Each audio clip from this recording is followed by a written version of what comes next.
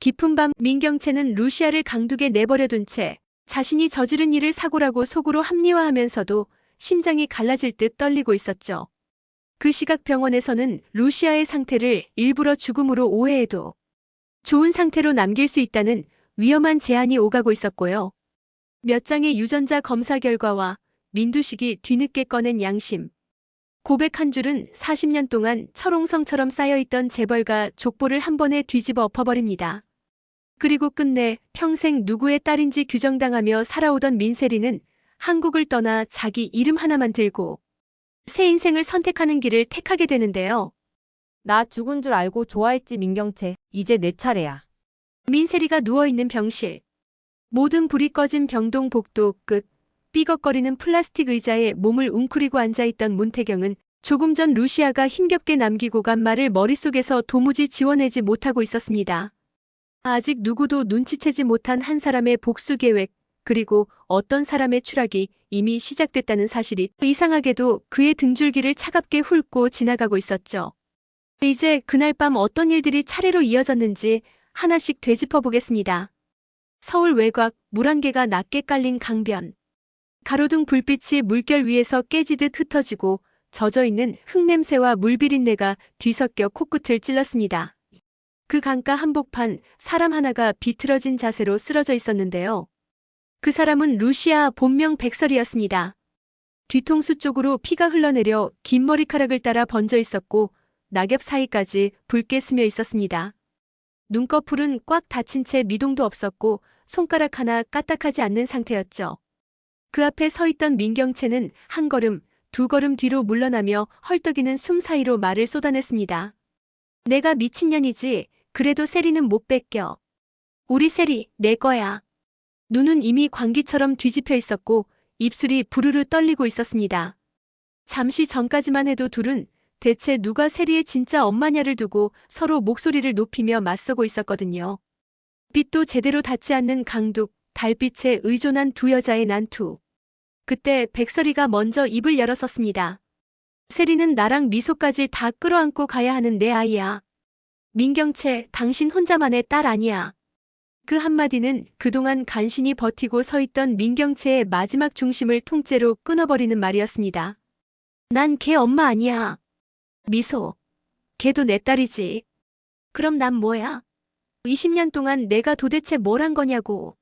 목 깊숙이 눌러담아 두었던 분노와 공허가 한꺼번에 치솟으면서 그 감정이 손끝으로 튀어나온 순간이었습니다. 악에 받쳐 뻗은 손이 루시아의 팔을 거칠게 쳐내자 중심을 잃은 루시아의 몸이 뒤로 밀렸고 젖은 흙 위에서 미끄러진 발이 돌부리에 걸렸습니다. 몸이 허공에서 크게 한번 휘청이더니 그대로 뒤로 떨어졌고 곧바로 둔탁한 소리가 강가에 울렸습니다.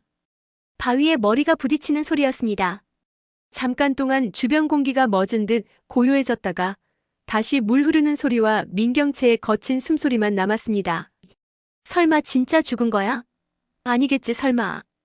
다리가 풀린 민경채는 거의 무너지듯 무릎을 꿇고 떨리는 손을 뻗어 백설이의 코와 입 주변을 더듬었습니다. 손끝에 겨우 닿는 아주 옅은 온기와 그러다 말 것 같은 숨결. 살아는 있는 거야? 이게 뭐야? 아, 피야? 손끝에 제일 먼저 느껴지는 건 따끈한 피의 감촉뿐이었습니다. 숨이라고 부르기에도 민망한 겨우 스치는 듯한 공기 흐름만이 느껴졌죠. 그때 강물 위로 덮인 고요를 가르는 목소리가 멀리서 들려왔습니다. 루시아! 거기 있어요? 루시아! 문태경의 목소리였습니다. 누군가 자신을 찾으며 급히 달려오는 소리에 민경채의 온몸이 굳어버렸습니다. 본능적으로 고개를 돌리자 강둑 위쪽에서 휴대전화. 불빛을 이리저리 비추며 계단을 뛰어내려오는 문태경의 모습이 보였습니다. 루시아 안 돼. 머릿속으로 생각이 정리되기도 전에 몸이 먼저 반응했습니다. 손에 쥐고 있던 가방을 움켜쥔 채 민경채는 반대 방향으로 내달렸습니다. 발목까지 빠질 듯 질퍽한 흙길을 헤치고 뛰어가면서도 뒤를 돌아볼 엄두조차 내지 못하고 있었죠. 설혜씨, 눈 좀 떠봐요. 숨이 턱에 찰 만큼 달려내려온 문태경은 피로 젖은 백설이를 보자 그대로 굳어 서버렸습니다. 얼마 동안 말도 못하고 우두커니 서 있다가 정신을 가까스로 가다듬고는 발을 옮겼습니다. 그는 자기 상의를 벗어 접더니 그녀의 머리 뒤쪽에 대고 피가 더 번지지 않도록 손으로 꼭 눌렀습니다.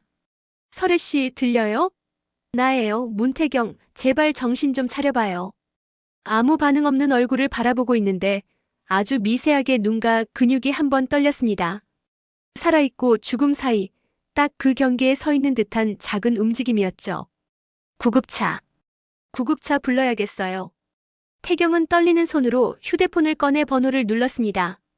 강가의 그 밤 누군가의 목숨을 앗아가려던 시도와 또 다른 사람에게 겨우 주어진 마지막 기회가 동시에 펼쳐지고 있었던 겁니다. 백설이는 곧장 병원으로 옮겨져 응급수술에 들어갔습니다. 수술실 앞 긴 의자에 앉아있던 문태경의 옷은 피와 흙으로 엉망이었고 손등에도 말라붙은 핏자국이 그대로 남아있었습니다.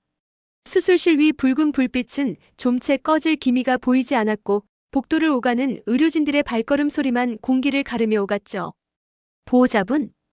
드디어 수술실 문이 열리고 담당 의사가 모습을 드러냈을 때 태경은 재빨리 자리에서 일어나 다가갔습니다. 어떻습니까? 설혜 씨, 아니 루시아 씨 괜찮습니까? 살아있는 거 맞나요? 숨은 붙어 있나요? 의사는 잠시 그를 찬찬히 바라보더니 깊게 숨을 들이마시고 말을 꺼냈습니다. 간신히 고비는 넘겼습니다. 다만 뇌 손상이 상당히 심해서 깨어날 가능성이 높다고 말하기 어렵습니다. 설령 의식을 회복하더라도 사고 이전의 기억 대부분은 남지 않을 수 있어요.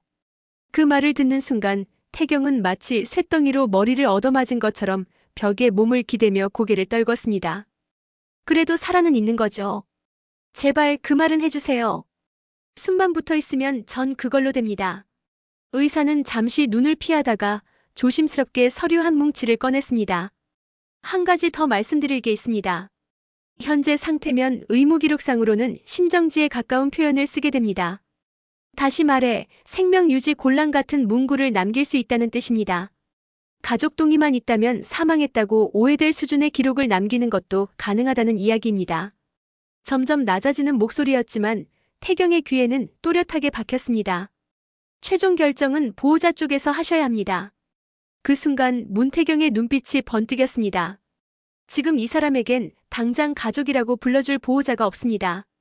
잠시 정적. 저라도 그 역할을 대신할 수 있을까요? 의사는 이해가 안 된다는 표정으로 고개를 갸웃했습니다. 법적인 보호자는 아니시잖아요. 나중에 책임 문제도 있고. 누군가 이 사람을 죽었다고 믿어야 이 사람이 다시 살아 돌아갈 수 있는 상황입니다. 떨리는 목소리와는 달리 눈빛만큼은 확고했습니다. 부탁드립니다. 기록상 죽은 사람처럼 보이게만 해주세요. 대신 실제로는 제가 곁에서 끝까지 지킬 겁니다. 의사는 짧게 눈을 감았다 뜨며 낮게 한숨을 내쉬었습니다. 왜 그러시는지 굳이 묻진 않겠습니다. 다만 이 선택이 언젠가 부메랑처럼 돌아올 수도 있다는 건 기억해두세요. 그때도 후회하지 마셔야 합니다. 그날 밤 병원 전산에는 애매한 표현들이 줄줄이 찍혀 올라갔습니다.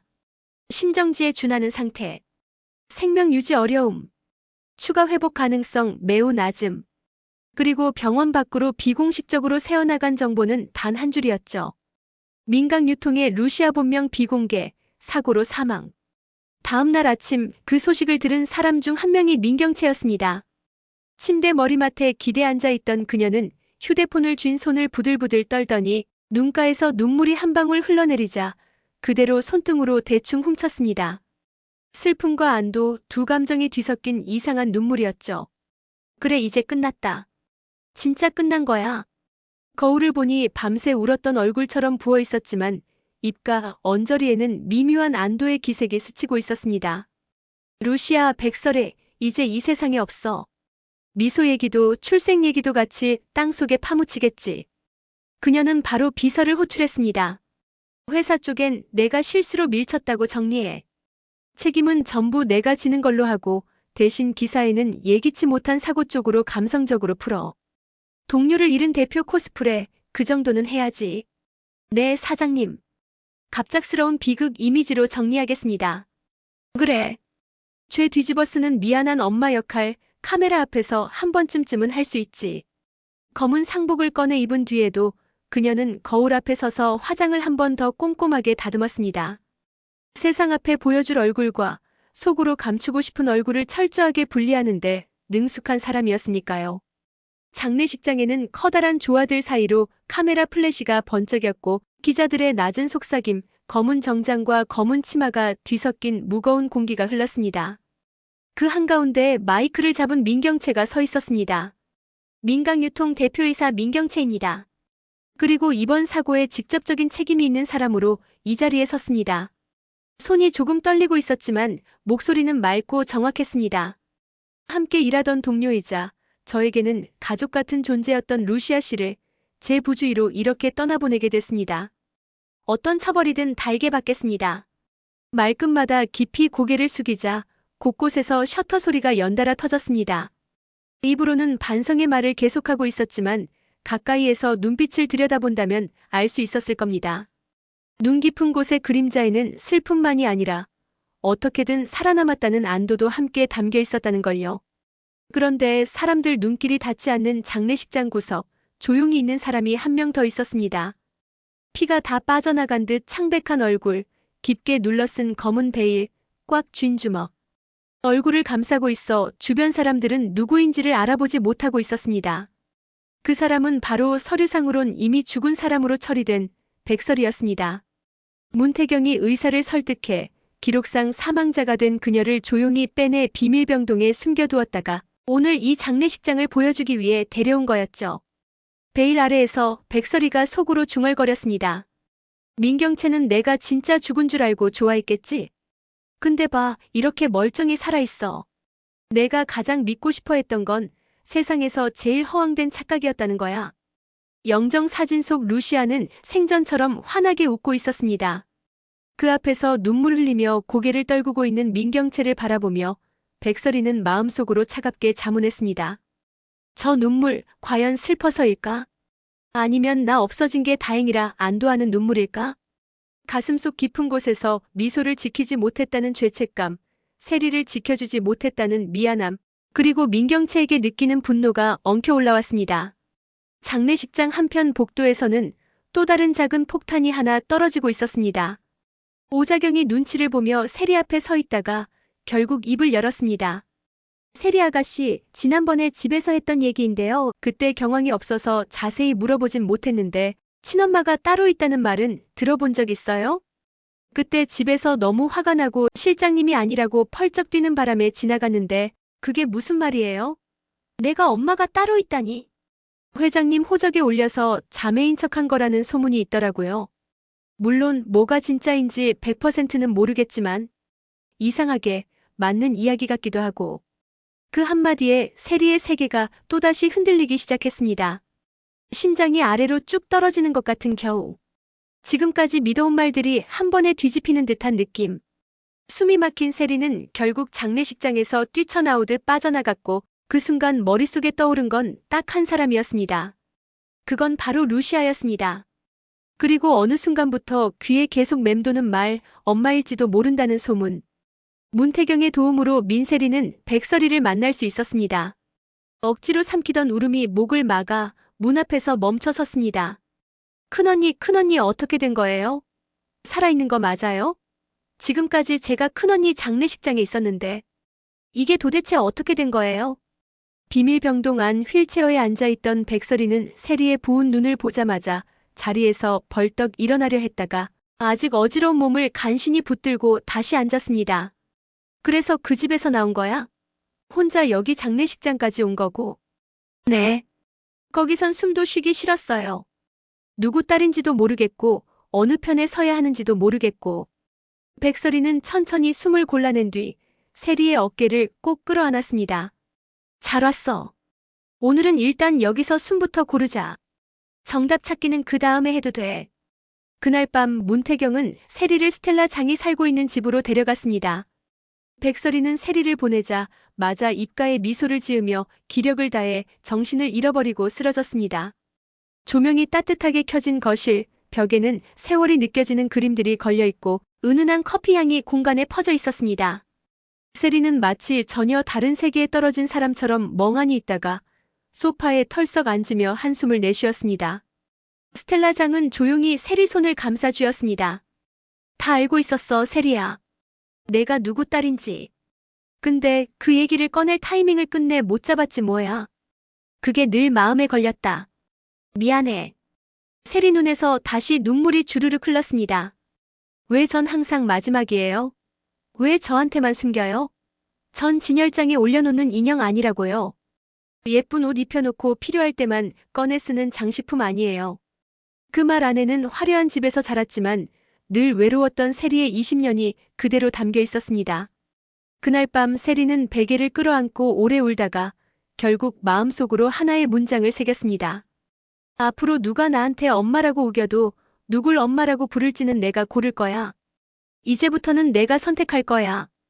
이 다짐은 훗날 민경채에게 가장 날카로운 칼날이 되어 돌아옵니다. 장례식이 끝난 뒤 민경채는 아무도 모르게 오래된 창고 하나를 찾아갔습니다. 한쪽 벽을 거의 가리고 있는 철제문.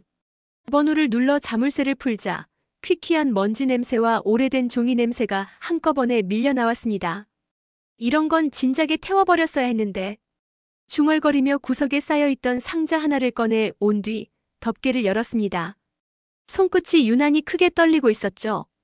상자 안에는 누렇게 변색된 서류 뭉치가 가지런히 들어 있었습니다.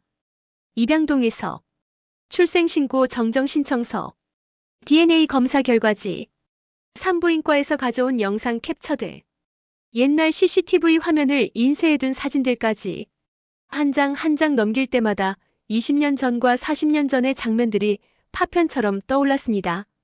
세리가 내 친딸이 아니어도 상관없어. 20년을 키웠으면 그게 엄마지. 그러면서도 자꾸 떠오르는 얼굴은 미소였습니다. 불길 속에서 울먹이던 아이, 난간에 위태롭게 서 있던 아이, 자신을 향해 엄마라고 불렀던 그 장면. 근데 왜 요즘 따라 미소 얼굴이 더 또렷해져? 왜 세리 얼굴이랑 겹쳐 보여? 결국 한 장의 종이에 시선이 꽂혔습니다. 민세리 유전자 검사 결과 백설이, 김선재와 99.9% 일치. 그 옆에는 또 다른 결과지가 붙어 있었습니다. 백미소 유전자 검사 결과 민경채와 99.9% 일치. 민경채는 숨을 들이마신 채 숫자만 멍하니 바라봤습니다. 말도 안 돼. 세리가 설의 쪽 아이고 미소가 내 아이라고. 생각이 거기까지 미치는 순간 짧은 비명이 절로 새어나왔습니다. 그럼 난 내 딸을 버리고 내 딸을 죽게 만든 거야? 그때 문 밖에서 발소리가 들려왔습니다. 언니 여기 있어요? 세리의 목소리였습니다. 민경채는 반사적으로 결과지를 움켜쥐고 마구 찢기 시작했습니다. 흰 종이 조각들이 눈발처럼 바닥에 흩날렸고 그녀의 숨소리는 점점 거칠어졌습니다. 하지만 이미 늦었습니다. 문은 열려 있었고 세리는 안으로 들어와 있었습니다.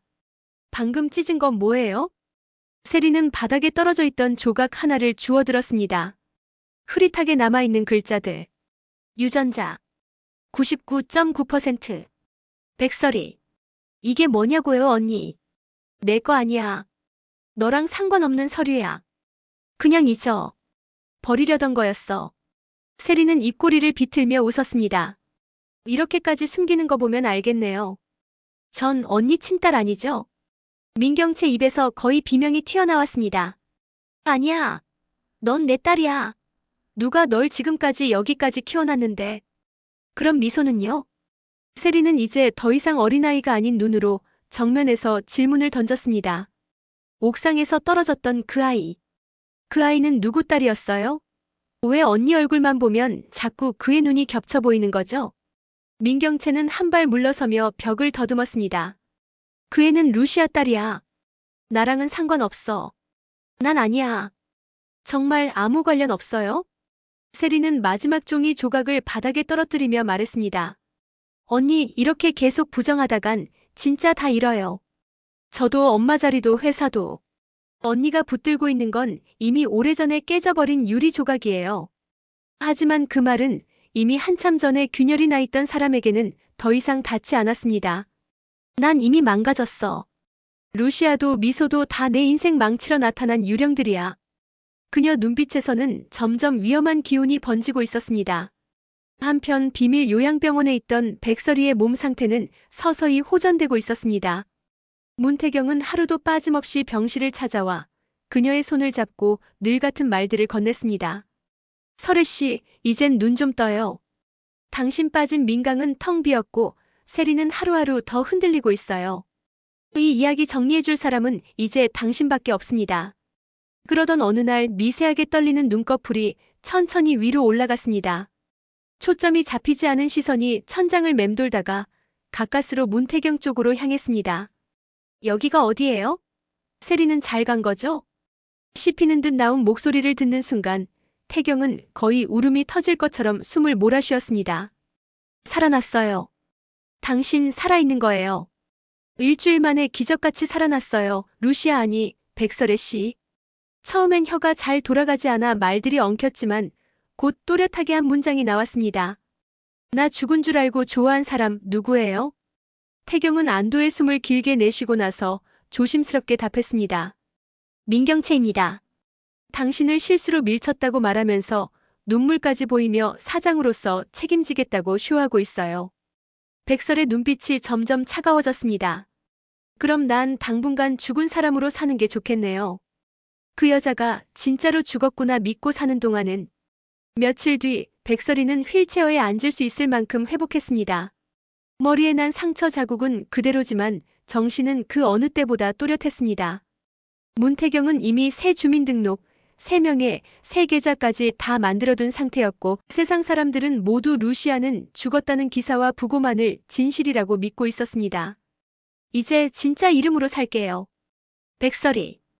그녀는 천천히 말했습니다. 죽은 건 가짜 이름이면 충분하죠. 루시아는 장례식장에서 보냈으니까요. 그 시점부터 또 한 번 다른 얼굴과 삶을 준비하는 시간이 시작됐습니다. 루시아 사망 소식이 퍼진 뒤 또 다른 한 사람이 서서히 무너져 내리고 있었습니다.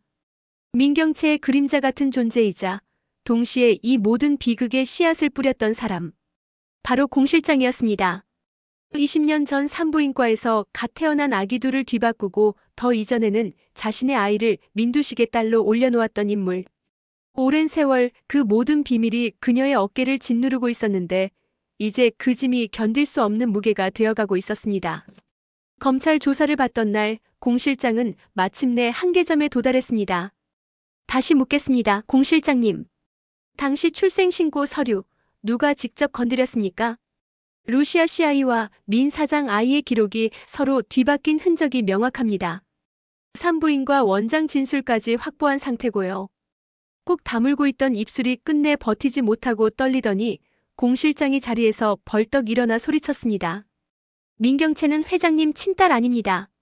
조사실 공기가 얼어붙었습니다. 그 애도 바꿔치기 된 애예요. 민경채는 바로 제 딸이에요. 제가 회장님 딸로 올렸습니다. 미쳤었죠. 내 딸이 재벌집에서 살 수만 있다면 뭐든 할 수 있을 것 같았거든요. 그 진술은 그대로 영상과 문서로 남았고 검찰은 산부인과 원장이 과거에 따로 남겨둔 양심 고백 영상까지 추가로 확보했습니다. 40년 전 녹화 파일인데 내용이 일치합니다. 공 실장이 민 회장 친딸을 다른 집으로 보내고 자기 딸을 대신 올렸다고 되어 있네요.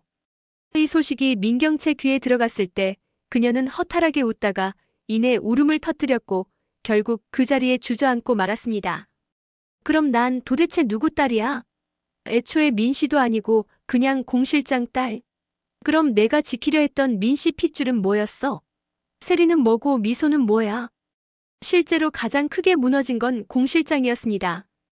딸에게 좋은 삶을 만들어주겠다며 시작했던 욕심이 결국 딸을 가장 깊은 지옥으로 끌고 갔다는 사실이 가슴을 찔렀기 때문입니다. 어느 늦은 밤 공 실장은 병원 옥상 난간 근처를 천천히 걸었습니다. 바람이 옷자락을 파고들었지만 그 차가움조차 제대로 느껴지지 않는 얼굴이었죠. 경채야, 엄마가 널 망가뜨렸구나. 널 위해서라며 했던 일들이 다 널 바닥 깊은 곳으로 밀어넣는 짓이었네. 도시의 불빛들이 아래에서 반짝이고 있었지만 그 어떤 빛도 따뜻하게 다가오지 않았습니다. 미안하다, 우리 딸. 엄마가 끝까지 내 편이어야 했는데. 공 실장은 마지막으로 하늘을 한번 올려다보고 눈을 감았습니다. 다음 날 아침 응급실 기록 화면에는 추락사라는 2글자가 올라와 있었습니다. 그렇게 공 실장은 누구의 손길도 제대로 잡지 못한 채 홀로 세상을 떠났습니다. 그 죽음은 세 사람에게 전혀 다른 감정을 남겼죠. 민경채에게는 마지막 방패마저 무너졌다는 공포. 세리에게는 자기 인생을 빼앗아간 사람의 허망한 끝을 보는 씁쓸함. 백설이에게는 더 이상 진실을 가려줄 사람도 막아줄 사람도 없다는 냉정한 확신이었습니다. 공 실장의 죽음 이후 검찰은 민강유통 전반과 루시아 사건, 백미소 사건까지 동시에 들여다보기 시작했습니다. 그 와중에 세리는 점점 더 흔들리고 있었습니다. 제가 누구 딸인지도 모르겠는데 다들 절 자기 편으로 끌고 가려고 해요. 회장 딸, 재단 상속자, 유학 보내줄게 다 각자 필요한 이름을 붙여서 부르잖아요. 그래서였을까요? 백설이는 더 이상 미뤄둘 수 없다고 느끼고 세리를 정면으로 마주 앉혔습니다. 세리야, 이제는 내가 직접 말해야 할 것 같아. 널 잃게 된 이유, 그리고 미소 이야기까지. 그녀는 긴 숨을 들이켜고 20년 전 그날로 기억을 돌렸습니다. 별장에서 몰래 아이를 낳던 민경채. 피를 흘리며 쓰러져 병원으로 옮겨지던 자신. 그 사이에서 갓 태어난 아기 둘을 바꿔버리기로 결심한 공 실장. 너는 원래 내 품에 있어야 했던 아이였어. 내 딸. 그리고 그 자리를 대신하고 있던 아이가 미소야. 미소는 민경채가 낳은 딸이었고 세리는 머리를 감싸주며 낮게 신음했습니다. 그럼 전 평생 잘못된 자리에서 살고 있었던 거네요. 진짜 엄마도 아닌 사람 밑에서, 진짜 아빠도 아닌 사람 옆에서 모든 게 거짓말이었네요. 백설이는 눈물을 억누르며 고개를 끄덕였습니다. 자리와 이름이 틀려 있었던 건 맞아. 근데 널 향한 마음만큼은 진짜였어. 내 웃음에 같이 웃고 내가 울 때 따라 울던 시간들은 누구 것도 아니고 내 인생의 일부야. 세리야, 이건 내 잘못이 아니야. 내 삶을 이리저리 갖고 논 건 다 어른들이야. 넌 그저 끌려다닌 피해자일 뿐이야. 지금 느끼는 혼란 너무 당연해. 세리는 결국 바닥에 주저앉아 엉엉 울기 시작했습니다. 저 누구예요? 누구 딸이에요? 어디까지가 진짜고 어디부터가 연극이에요? 백설이는 세리를 꽉 끌어안으며 말했습니다. 내가 어떤 이름으로 살았든 지금 이 순간부터 넌 내 딸이야. 그건 절대 안 바뀌어. 넌 버려진 게 아니라 돌아온 거야. 그 말을 들은 순간 세리는 처음으로 자신을 허락하듯 울음을 토해냈습니다. 그리고 문박복도. 문틈 사이로 이 모든 대화를 숨죽여 듣고 있던 사람이 한 명 더 있었습니다. 바로 민경채였습니다. 그녀는 입술을 세게 깨물며 살짝 뒤로 물러섰습니다. 이제 알았으니 됐어. 내가 또 끼어들면 저 애만 더 부서지겠지. 처음으로 세리에게 한 발 물러나야 할 때가 왔다는 걸 아주 조금이나마 인식하고 있었던 거죠. 하지만 혼란은 거기서 멈추지 않았습니다. 공 실장의 진술 이후 검찰은 또 한 사람의 이름을 불러냈습니다. 김선재 씨. 산부인과 기록과 루시아 씨 진술을 종합하면 민세리는 당신 친딸이 맞습니다. 사실입니까? 김선재는 한동안 아무 말도 하지 못하다가 결국 두 손을 폭에 올려놓고 고개를 푹 숙였습니다. 네, 맞습니다. 세리는 제 아이입니다. 루시아와 저 사이에서 태어난 딸입니다. 이 고백은 곧바로 세리에게 전해졌습니다. 어느 저녁 집 앞 골목길. 수염은 제대로 깎지도 않은 채 구겨진 셔츠를 걸친 남자가 벽에 기대 서 있었습니다. 예전 민강유통 법무 책임자로 깔끔하던 모습은 어디에도 찾아볼 수 없었죠. 세리야, 아니 민세리 씨. 세리는 차갑게 눈을 가늘게 뜨며 그를 마주했습니다. 이제 와서 절 뭐라고 부를 겁니까? 아저씨요? 아니면 아빠요? 김선재는 입술만 달달 떨다가 겨우 말을 이었습니다. 내가 떠나보낸 뒤에야 알겠더라. 뭘 잃은 건지. 내 엄마도 너도 제대로 지켜내지 못한 건 다 내 책임이다. 세리는 긴 숨을 내쉬고 고개를 들었습니다. 저도 헷갈려요. 머리가 복잡해서요. 근데 한 가지는 분명해요. 전 더 이상 누구 딸로만 불리는 인생은 살기 싫어요. 그 말은 김선재에게 사실상 사형 선고와도 같은 문장이었습니다. 그래도 마지막으로 한마디만 하게 해줘. 고개를 깊이 숙인 채 그가 말했습니다. 미안하다. 너무 늦었지만 정말 미안하다. 세리는 잠깐 눈을 감았다가 조용히 뜨고 또렷하게 대답했습니다. 알겠어요. 그 말은 들을게요. 대신 전 아빠는 찾지 않을 거예요. 저한텐 엄마 한 명이면 충분합니다. 그 말을 듣는 순간 김선재 어깨가 크게 한번 떨리더니 힘이 쭉 빠져내려갔습니다. 모든 조각이 제자리를 찾아가기 시작하자 마지막으로 남은 거대한 조각 하나가 움직이기 시작했습니다. 바로 민두식이었습니다. 비자금 계좌 허위 서류, 폭행 사건 은폐, 백미소 사건 개입, 루시아 살인 미수 방조까지. 검찰이 민강 유통에 본격적으로 압수수색을 들어간 날 민두식은 끝까지 버티듯 소리를 질렀습니다. 내가 뭘 그렇게 잘못했다는 거야? 다 회사 지키려고 한 일이야. 이 정도도 못하겠으면 회장 자리에 앉을 자격도 없어. 그러나 손목에 차가운 수갑이 채워지는 순간 그 목소리는 힘을 잃어갔습니다. 구치소에 들어간 뒤 그는 며칠 동안 멍하니 벽만 바라보며 시간을 죽였습니다. 그러던 어느 날 접견실에 앉아있는 루시아와 마주하게 됩니다. 이제 와서 무슨 말 하려고 나 부르셨어요? 루시아는 감정이 크게 담기지 않은 목소리로 물었습니다. 민두식은 깊은 숨을 내쉬고 입을 열었습니다. 문태경, 그 사람하고 결혼한다지. 여기도 소문은 다 들어와. 그 사람, 널 진심으로 아끼더라. 난 내 행복을 빼앗는 데만 온 힘을 쏟았는데 말이다. 회장님, 갑자기 사람인 척하지 마세요. 그런 역할 안 어울리잖아요. 맞다. 내 성격 아니지. 잠깐 씁쓸하게 웃던 그는 금세 표정을 가라앉히고 봉투 하나를 밀어냈습니다. 남은 재산 전부 너랑 세리한테 넘기기로 했다. 재판에서도 아는 건 다 얘기할 거다. 더 숨길 것도 없고 이 나이에 나와봐야 갈 데도 없다. 루시아는 믿기지 않는다는 눈으로 그를 바라봤습니다. 왜요? 이제 와서 왜 이러세요? 악착같이 붙들고 있던 것들 다 손에서 놓고 나니까 그제야 좀 숨이 붙더라. 그게 내가 너랑 그 애한테 마지막으로 할 수 있는 일 같아서. 며칠 뒤 법정에서 민두식은 모든 혐의를 인정했습니다. 네, 제가 지시했습니다. 네, 제가 막았습니다. 네, 제가 바꿨습니다. 20년 넘게 가려져 있던 진실들이 한꺼번에 쏟아져 나왔고 판사는 결국 중형을 선고했습니다. 피고인 민두식에게 징역 18년을 선고합니다.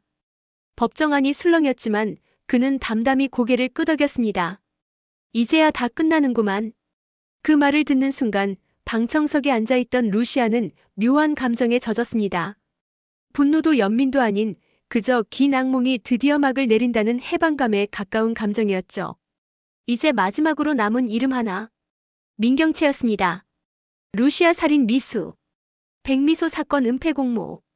출생 바꿔치기 방조와 사기. 회사 비리 가담까지. 그녀에 대한 구속영장이 청구되었고 결국 영장이 발부된 날 세리는 오랜 고민 끝에 증인석에 서겠다고 마음먹었습니다. 법정에서 마주한 두 사람의 시선 속에는 지난 20년 모녀 관계의 모든 장면들이 뒤섞여 있었습니다. 세리야, 언니, 아니 엄마 한 번만 봐줘. 내가 나까지 버리면 난 진짜 아무도 없어. 민경채의 목소리가 이렇게까지 떨린 건 처음이었습니다. 재벌가 안주인도 냉혹한 경영자도 아닌 그저 한 아이의 엄마처럼 들렸죠. 세리는 긴 침묵 끝에 입을 열었습니다. 재판장님, 진술하겠습니다.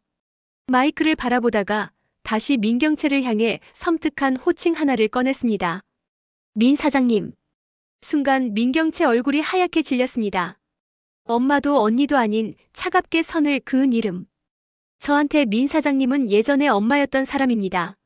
하지만 그 엄마라는 이름으로 너무 많은 거짓말과 상처를 남겼어요. 세리는 손을 꼭 쥐며 말을 이었습니다. 불 속에서 저를 결국 구하지 못한 것도, 옥상에서 떨어진 미소를 끝내 외면한 것도 다 민 사장님의 선택이었습니다. 법정 안공기가 무거워졌습니다. 저는 용서하지 않겠습니다. 다만 최소한 지금이라도 자신이 저지른 일에 대한 책임을 지는 게 남아있는 사람들을 위한 마지막 의무라고 생각합니다. 사실상 모녀 관계의 종료 선언이었습니다. 판사는 고개를 숙인 채 판결문을 읽었습니다. 피고인 민경채. 살인 미수 및 각종 범죄 혐의로 징역 12년을 선고합니다. 법정안이 술렁이는 가운데 민경채는 그 자리에 주저앉았습니다. 수갑이 채워지자 마지막 남은 힘으로 세리를 향해 소리쳤습니다. 세리야, 그래도 널 지키려고 했던 거야. 내가 내 엄마였던 시간까지 다 지워버리진 말아줘. 세리는 잠시 눈을 감았다가 조용히 뜨며 말했습니다. 그 시간까지는 부정하지 않을게요. 다만 앞으로 살아갈 제 인생에 민 사장님이 들어올 자리는 없습니다. 그 한마디가 민경채에게 내려진 진짜 선고였습니다. 이후로 일들은 빠르게 정리되어 갔습니다. 민두식 재산 대부분은 몰수되었고 남은 합법 재산 일부는 법 절차를 거쳐 루시아와 세리에게 넘어갔습니다. 루시아는 민강유통 회장 자리에서 조용히 물러나며 피해자 지원 재단을 만들겠다고 밝혔습니다. 민강 때문에 다친 사람들, 억울하게 떠난 사람들을 위해 쓰겠습니다. 이게 제가 이 회사에서 마지막으로 해야 할 일이라고 생각합니다. 돈으로 죄가 사라지진 않겠지만 적어도 늦게나마 손을 잡아줄 수는 있으리라 믿으면서요. 한편 스텔라 장은 세리를 따로 불렀습니다. 세리야, 너 예전에 미국 가보고 싶다고 했지? 세리는 놀란 얼굴로 그녀를 바라봤습니다. 도망치듯 숨으러 가지 말고 내 인생을 찾으러 가. 피하는 게 아니라 선택하는 거야. 스텔라 장은 두툼한 봉투를 내밀었습니다. 이건 뭐예요? 대학 등록금 생활비. 너랑 서리가 새 출발할 수 있을 만큼은 될 거다. 법적인 친할머니는 아니지만 내 편이 될 순 있지 않겠니? 세리는 그 자리에서 울음이 터졌습니다. 그동안 역할 때문에 잘해주신 줄 알았는데 진심이었네요. 그래. 넌 내게 손녀였고 지금도 그래. 피가 안 통해도 마음이 닿으면 가족이지. 세리는 눈물을 닦으며 고개를 끄덕였습니다. 그럼 전 도망가는 게 아니라 제 인생을 직접 고르러 갈게요. 그래. 그 선택, 내가 끝까지 응원할게. 출국 전날, 세리는 한 번 더 저택을 찾았습니다. 이제는 집이라고 부르기도 싫은 공간. 그럼에도 마지막 인사를 해야 비로소 정리할 수 있을 것 같았죠. 텅 빈 거실, 계단에는 발자국 하나 없고 벽에 걸린 가족 사진 액자들에는 먼지만 차곡차곡 쌓여 있었습니다. 한때 우리 집이라 불렀던 것들이 어느 것 하나도 더는 자신을 부르고 있지 않았습니다. 여기까지야. 이 집도 민씨라는 이름도 다 여기 내려놓고 갈게요. 세리는 현관 손잡이를 마지막으로 꽉 잡았다 놓으며 천천히 문을 닫았습니다. 문이 닫히는 소리가 이상하게도 속이 시원해지는 소리로 들렸습니다. 공항 출국장. 사람들 목소리, 안내방송, 캐리어 굴러가는 소리가 뒤섞인 그 공간에서 루시아와 세리는 나란히 탑승구 앞에 서 있었습니다. 문태경이 캐리어를 들어주며 어색하게 웃었습니다. 두 사람 정말 가는 거예요? 이러다 나 여기서 울 수도 있어요. 문태경이 장난스레 말했습니다. 그냥 여기 남아서 나랑 다시 일할래요? 그건 더 힘든 선택이죠. 농담을 주고받으면서도 셋 모두 눈가가 붉어져 있었습니다. 세리는 문태경에게 고개를 깊게 숙였습니다. 태경 씨, 엄마 잘 부탁해요. 그리고 언젠가 제가 제 발로 돌아올 때까지 한국 잘 지켜주세요. 약속할게요. 문태경은 세리 손을 꼭 잡았습니다. 여긴 언제든 돌아올 수 있는 곳으로 만들어둘게요. 마음 편히 올 수 있는 집처럼. 비행기 안창 밖으로 점점 멀어지는 도시 불빛을 바라보며 세리는 작게 중얼거렸습니다. 이제부터는 나를 위한 선택만 할 거야. 옆 좌석에 앉은 루시아가 부드럽게 답했습니다. 그래. 이번엔 우리가 같이 골라보자. 엄마와 딸이기 전에 한 사람과 한 사람으로. 그렇게 세리는 누군가의 딸이 아니라 자기 이름으로 서는 인생을 시작하려 하고 있었습니다. 강가에서 들리던 날카로운 비명, 피와 물이 섞인 냄새. 장례식장에서 흘러내리던 위선 섞인 눈물. 비밀창고에서 산산조각 나던 DNA 서류들. 옥상에서 터져나오던 공실장의 마지막 참회. 그리고 법정에서 민 사장님이라고 부르던 딸의 차가운 목소리까지. 모든 죄는 결국 제 주인을 찾아갔고 각자 자기 방식으로 벌을 받았습니다. 이제 남은 건 살아남은 이들의 선택뿐입니다. 햇살 아래에서 웃고 있는 서리와 세리, 그리고 그 옆에서 묵묵히 자리를 지키는 문태경의 새로운 시작. 그 해피엔딩을 향해 나아가는 이들의 이야기는 여기까지 전하도록 하겠습니다. 다음 이야기도 궁금하시다면 계속 함께 해주세요. 더 흥미진진한 전개를 위해 구독과 좋아요는 큰 힘이 됩니다. 감사합니다.